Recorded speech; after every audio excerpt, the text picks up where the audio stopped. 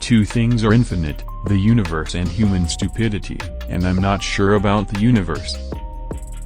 I am enough of an artist to draw freely upon my imagination. Imagination is more important than knowledge. Knowledge is limited. Imagination encircles the world.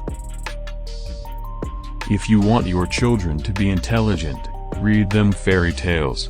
If you want them to be more intelligent, read them more fairy tales. When you are courting a nice girl, an hour seems like a second. When you sit on a red-hot cinder, a second seems like an hour.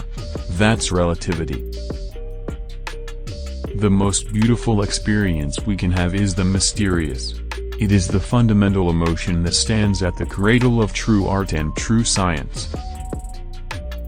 The world is a dangerous place to live, not because of the people who are evil, but because of the people who don't do anything about it.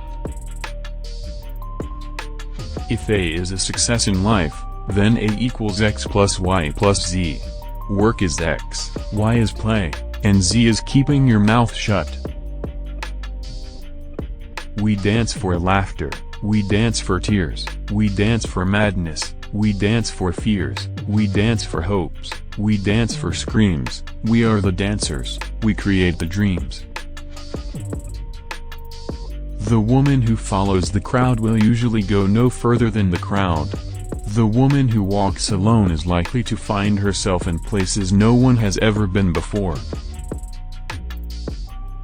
It would be possible to describe everything scientifically, but it would make no sense. It would be without meaning, as if you described a Beethoven symphony as a variation of wave pressure. We all know that light travels faster than sound.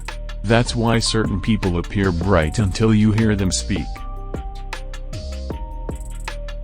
Our task must be to free ourselves, by widening our circle of compassion to embrace all living creatures and the whole of nature and its beauty. Imagination is more important than knowledge, for knowledge is limited to all we now know and understand, while imagination embraces the entire world, and all there ever will be to know and understand. Reading, after a certain age, diverts the mind too much from its creative pursuits. Any man who reads too much and uses his own brain too little falls into lazy habits of thinking. From the standpoint of daily life, however, there is one thing we do know, that we are here for the sake of each other, above all for those upon whose smile and well-being our own happiness depends, and also for the countless unknown souls with whose fate we are connected by a bond of sympathy.